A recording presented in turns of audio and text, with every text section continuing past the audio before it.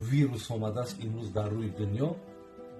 اگر گویند که تمام چهره تا تمام گردن ها تا محکم کن که ویروس تاثیر نکنه، تمام چشم و روی و همه اندامش میپشونه، ولی الله میگه که سر رو و گردن تا بپشون، ایده نمیپشونه. الله مهربان اشاره میکنه سرهاتان، گردنهاتان، دستهاتان، بدنهاتان همه پوشیده باشه. بین خطاب الله را بین. این سخن در قسمتی از آدما تاثیر گذاشته است، قسمت نه.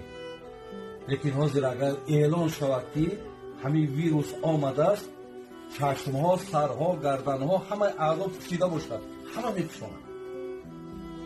از ویروس میترسه، از الله نمیترسه. لایکی